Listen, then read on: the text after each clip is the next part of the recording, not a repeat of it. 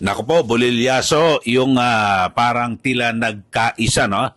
Na mga boses sa pag-iingay, yung mga sinasabing dilawan, constitutionalist, legal expert, akadim, simbahang katoliko, at ilang prominenteng politiko, at ganyan din po sa dalawang miyembro ng minorya diyan po sa Senado, dahil sa nagkasundo na po ang mga senador, yung mayorya, siyempre majority wins, at ang mayorya ay 18 mga senador ang pumayag at inaprubahan ito pong motion na kung saan ay ibalik, isole dyan po sa mababang kapulungan ng Kongreso ito hong articles of impeachment laban po kay VP Sara Duterte. So maliwanag ho mga kababayan na nagkabutuhan at kasi ang binabanggit ho ni Senator Judge Bato de la Rosa sa kanyang motion at inamyendahan po yan ni Senator Judge Alan Peter Cayetano na mas maganda ay magkaroon po muli ng parang klarifikasyon mula po sa babang kapulungan ng Kongreso. At kasi ang lumilitaw na marami pong impeachment case tapos pumake up lang ng isa. Ito po ay parang lumalabag daw po sa ating saligang batas na kung saan dapat isang impeachment lang, isang impeachment complaint sa loob ng isang taon ang kukunin, no? At yun lang ho ang pwede na isampa sa isang opisyal ng ating gobyerno. So dito ho lumilitaw na tila natalo ho ito hong mga kampo ng mga nag-iingay para maisulong sa lalong madaling panahon itong impeachment case laban po kay VP Sara Duterte. At sulyapan ho natin yung nangyaring botohan dyan po sa Senado. Ito, panoorin ho ninyo mga kababayan, at ito yung aktual na botohan na nangyari na kung saan ay 18 po ang pabor na ibalik, isoli dyan po sa mababang kapulungan ng Kongreso itong kasong impeachment. At dapat po ay ayusin ho nila ang kasong ito. Ito, panoorin po ninyo. Senator Pimentel requested that the motion be reduced into writing, which Senator Cayetano did earlier. Sir President, should I read it for the record or ask the Secretariat to read it for the record? No, Senator Judge Cayetano, will you please read it into the records before we divide the House? Ayan, babasahin na. Thank you, Mr. President. Senator Cayetano, you may proceed. Mr. Presiding Officer, I move to amend the motion of Senator De La Rosa to read as follows, that the articles of impeachment be returned to the House of Representatives without dismissing, and that should be nor terminating the case until such time that one, the House of Representatives certify to the non-violation of Article 11, Section 3, Paragraph 5 of the Constitution, which provides that no impeachment proceeding shall be initiated against the same official more than once within a period of 1 year, including the circumstances of the filing of the first 3 impeachment complaints. And number 2, that the House of Representatives of the 20th Congress communicate to the Senate that it is willing and ready to pursue the impeachment complaint against the Vice President.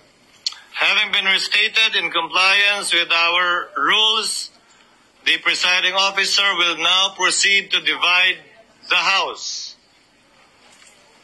Should anyone desire to explain their vote, he or she may do so after the vote has been taken. All those in favor of the motion of Senator Cayetano, as read and as you can see in the screens before you, please raise your hands.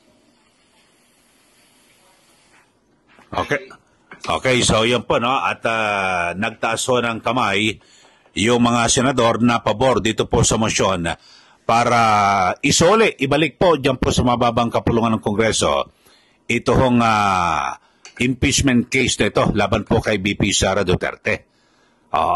So yan po, no, yung mga senador. At na kung saan ay 18 po ang bumoto na pabor na isole. against the motion of At ito, 5 po ang tumutol naman dito ho sa mga senador. Yun ho.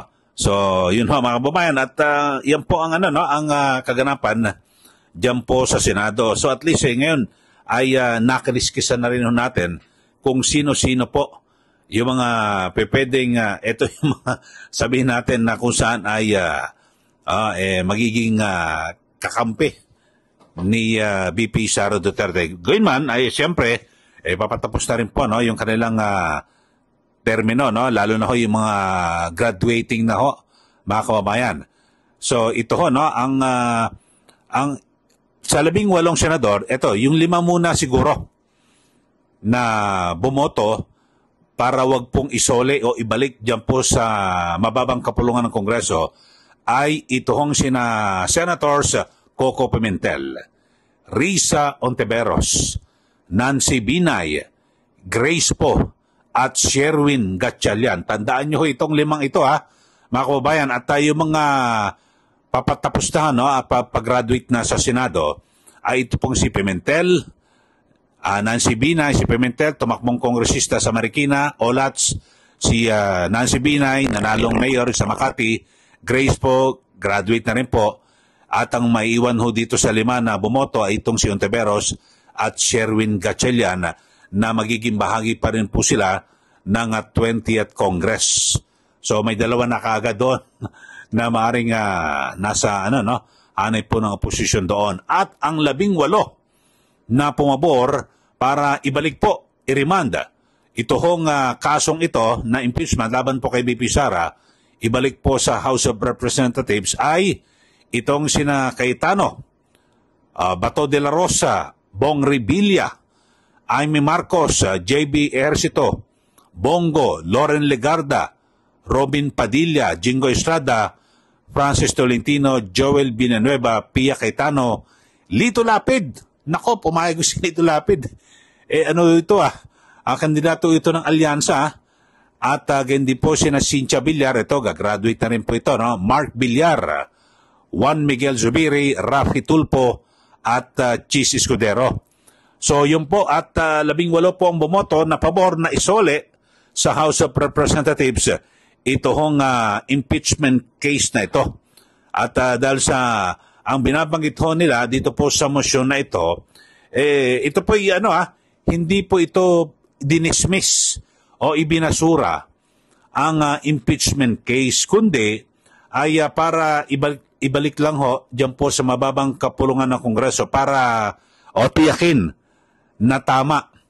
Mga kababayan, ito hong kanilang nalaman. Kasi ang sinasabi po ni Senator Alan Peter Cayetano na sana ay dapat ay sertipikahan ng House of Representatives na sila po ay hindi lumabag dito po sa Article 11, Section 3, Paragraph 5 ng Konstitusyon na kung saan ito ho ang isinasaad ng provision na yan na no impeachment proceedings shall be initiated against the same official more than once within a period of 1 year.